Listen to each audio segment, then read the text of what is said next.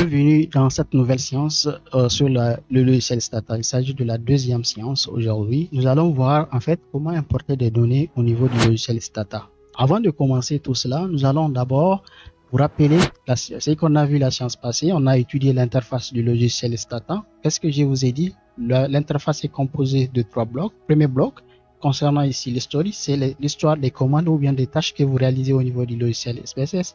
Ces étapes seront figurées ici. Vous avez ici à l'intérieur, ici au beau milieu, ce sont les résultats qui vont apparaître à ce niveau. Vous avez commande, c'est à ce niveau vous pouvez faire exécuter bien sûr des codes Stata ou bien des commandes Stata. Vous avez enfin ici, vous avez variable. C'est là où vous allez voir apparaître les noms des variables dans votre base de données, le nom, la description.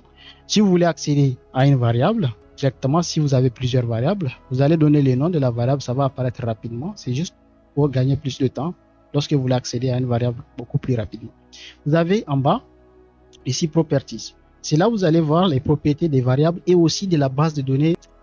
Avant d'importer la base de données, je vais vous montrer déjà ces options. En fait, ces options, à quoi ça sert chacune des options.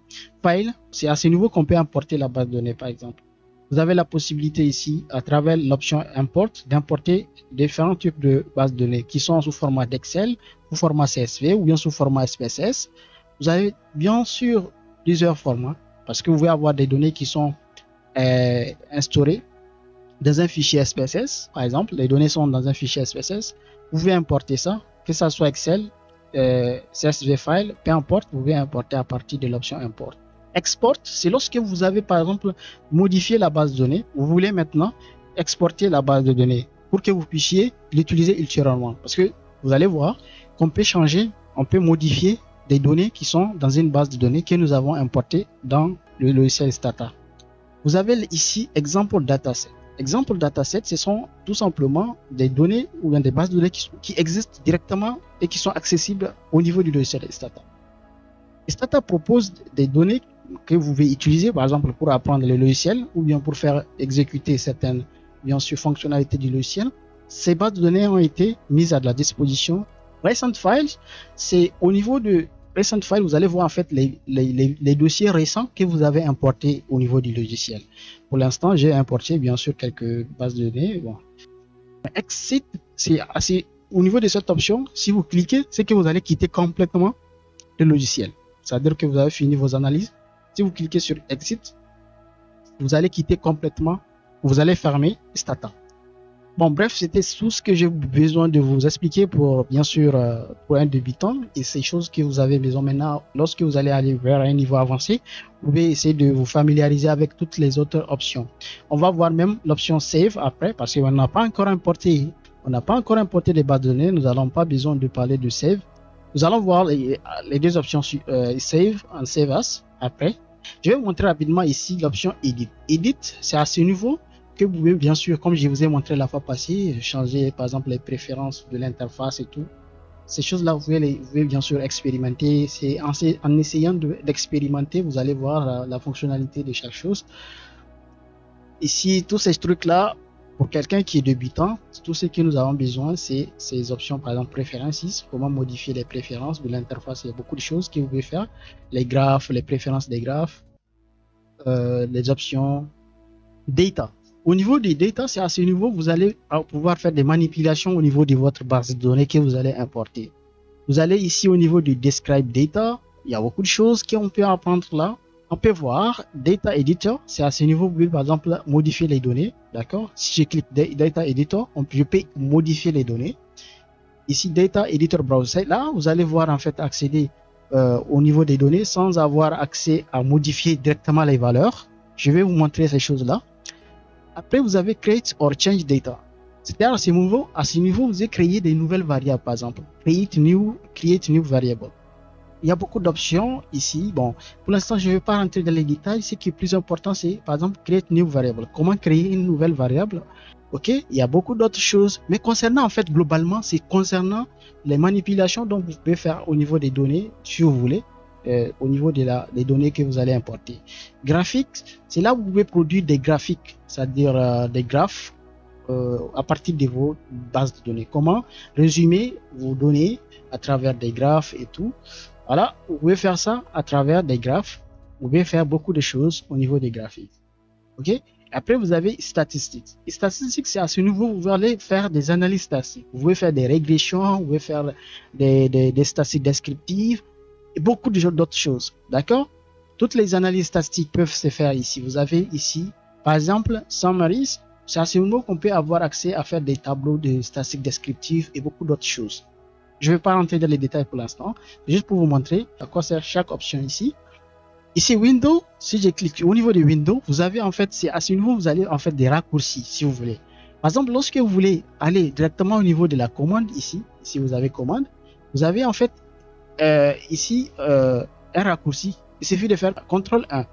Si vous voulez voir Results, CTRL 2. Si vous avez les résultats, bien sûr, de votre analyse, c'est directement CTRL 2.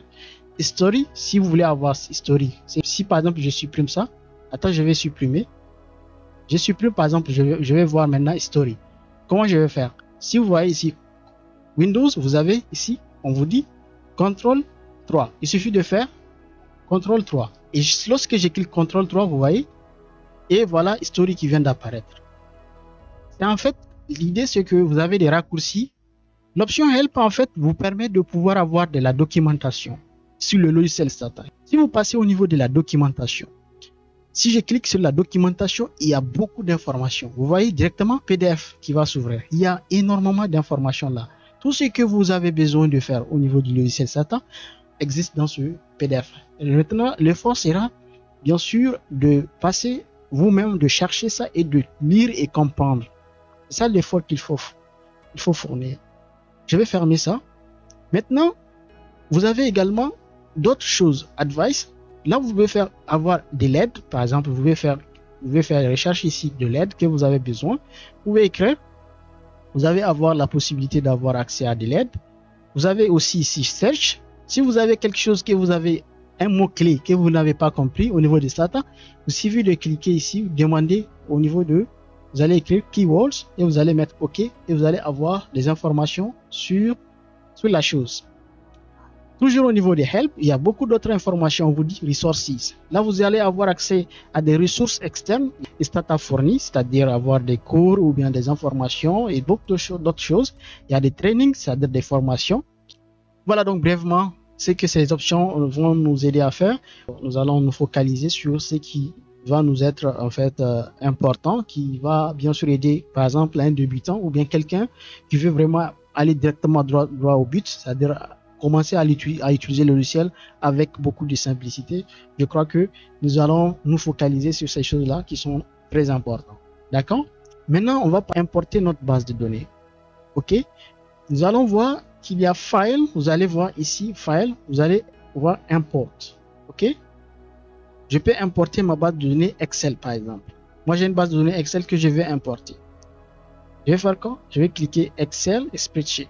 Là, vous allez voir cette fenêtre. En fait, dans cette fenêtre, on vous demande Excel File. C'est-à-dire, on veut voir le chemin. Vous allez parcourir votre bureau, bien sûr, je sais pas, là où se trouve votre base de données. Vous allez juste cliquer sur Browse. Vous allez voir, Stata va vous conduire directement au niveau de votre, bien sûr, dans un dossier par défaut. En fait, c'est dans ce dossier par défaut que Stata va vous projeter. Maintenant, vous pouvez changer ce dossier par défaut. On va voir. Mais si la base de données se trouve déjà dans ce dossier, c'est déjà bien. Vous allez importer. Pour nous, ça existe déjà au niveau des dossiers. Mais je peux parcourir aussi d'autres dossiers. Je vais par exemple document. Si j'écris document, vous allez voir que je peux parcourir des dossiers. Par exemple, je peux amener, par exemple, importer. Je peux importer, par exemple, Carcel. Il suffit juste de cliquer ouvrir. Je vais importer ces données-là. Je vais en fait s'assurer que je suis sur le fichier. Et après, vous allez voir déjà le nom du fichier va apparaître ici, nom du fichier, et vous allez cliquer ouvrir. Voilà le chemin que Stata a parcouru pour pouvoir accéder au fichier. Il va l'afficher d'ailleurs ici. D'accord? Et vous avez ici Worksheet. En fait, ça, ce sont les différentes feuilles dans votre Excel. Si vous avez plusieurs feuilles, feuille 1, feuille 2, feuille 3, vous allez spécifier à Stata quelle feuille vous voulez importer. Ben pour nous, pour l'instant, il n'y a qu'une seule feuille. Et là, c'est ça, cette feuille que vous avez. D'accord? Et il va importer automatiquement toute la feuille. Une chose qui est importante ici, qui est très importante, c'est import first rows as variable names. La première ligne de votre base de données, est-ce que c'est la ligne contenant vos noms, le nom de vos variables? Vous allez cocher pour dire à Stata que la première ligne contient les noms de vos variables. Parce que si vous ne faites pas cela, qu'est-ce qui va se passer? C'est que Stata va considérer que c'est tout simplement une ligne, comme toutes les autres lignes, qui contient des données. Ce qui n'est pas le cas. Et si vous ne faites pas ça, Stata va créer des variables, vous allez voir. Je vais d'ailleurs faire ça pour vous montrer. Stata ne va pas reconnaître la première ligne comme étant les noms de vos variables. Si vous cliquez OK, je vais vous montrer tout de suite. Et je vais vous montrer que la base de données a été importée. Vous voyez A, B, C, D, E. Ça, ce sont les noms de vos variables, alors que vous, ce n'est pas ce que vous voulez. Les noms de vos variables sont très clairs. Vous avez les noms, mais Stata, qu'est-ce qu'il a fait? Il vous a donné A, B, C, D comme nom de variables, parce que vous n'avez pas dit à Stata. Je vais vous montrer d'abord l'option Editor Browse, où vous allez juste voir les données de façon globale. Voilà les données que vous avez. Les données viennent d'être importées. Le premier constat, c'est que ici, ce sont les noms des variables qui doivent apparaître en principe. Vous voyez qu'est-ce que Stata a fait? Stata a donné comme nom de variable A, B, C, D, E, ainsi de suite. Si vous voulez que la première ligne soit considérée comme étant la ligne contenant les noms de vos variables, il faut dire à Stata pour qu'il puisse faire la distinction. Et nous allons donc reprendre à 0, importer encore une fois la base de données. Je vais passer au niveau des files, import, Excel spreadsheet, je vais cliquer. Je vais passer au niveau de browse pour accéder aux données. Je vais voir ici et je vais ouvrir. Et là, à ce moment, je vais spécifier à Stata que la première ligne de ma base de données contient les noms de mes variables. Et je vais cliquer import first rows as variables. Là, qu'est-ce que Stata va faire? Il va sauter la première ligne pour aller au niveau de la deuxième ligne pour dire que voilà, les données commencent ici. Et je vais cliquer OK. Vous allez voir qu'est-ce qui va se passer. Data in memory have changed. Do you want to continue and lose and save data? C'est-à-dire que la base de données que j'ai tout à l'heure importée, vous voulez bien sûr, vous voulez l'effacer et garder la nouvelle base de données. Oui, c'est ce que je veux. Je vais pas enregistrer cette base de données. Je vais bien sûr, je vais l'écraser et importer la nouvelle base de données. Yes. Et là, la base de données, vous allez voir, sera importée. Et voilà, c'est que je veux. Exactement les noms des variables que vous voyez names ici, exactement les noms des variables qui vont apparaître. Une deuxième chose, vous avez label, la description. Si vous regardez ici, le nom de la variable et la description ici sont les mêmes. Pourquoi? Parce que par défaut, ces variables n'ont pas de description. C'est ça. Et Stata, qu'est-ce qu'il va faire?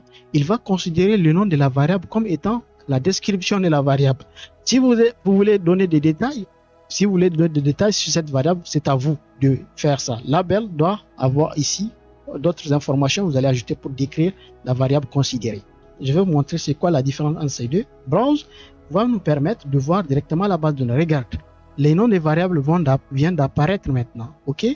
Ici, si je vais modifier une valeur, je ne suis pas capable. Vous voyez, si je clique sur les valeurs, si je ne peux pas modifier. Donc, l'option que je viens de vous montrer, ici, qu'est-ce que j'ai dit? Browse Mode. On est au niveau de Browse Mode. Il y a l'autre qui est Edit Mode. Edit Mode, je peux cliquer là, ici, pour voir. Si je clique Edit Mode, on dit You are about to change from Browse Mode to Edit Mode. Et oui, je mets Yes.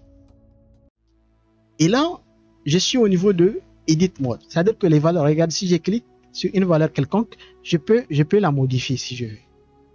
D'accord? C'est ça la différence entre ces deux modes d'observation des données. C'est tout pour cette séance. La séance prochaine, nous allons voir comment apporter des modifications au niveau de votre base de données que vous avez déjà importée au niveau du logiciel Stata. Nous allons voir également comment ajouter des nouvelles variables. Par exemple, vous voulez calculer par exemple le logarithme d'une variable que vous avez déjà dans votre base de données. Par exemple, prenons l'âge par exemple. Nous voulons créer une variable relative au logarithme de la variable âge. Nous allons voir comment faire ça. Comment pouvoir bien sûr intégrer cette nouvelle colonne qui contient le logarithme de la variable âge par exemple. Nous allons voir ça la séance prochaine. Voilà, c'est tout. N'oublie pas de vous abonner sur la chaîne YouTube et d'activer la cloche de notification parce que je vais partager des vidéos sur cette chaîne et également de vous abonner sur la page Facebook, de partager massivement ces vidéos afin de faire profiter les autres. Mon objectif, c'est de faire en sorte que l'utilisation de ces logiciels soit beaucoup plus accessible. Partagez ces vidéos pour que vous puissiez me soutenir afin de pouvoir encore produire d'autres contenus qui peuvent bien sûr vous aider. Voilà.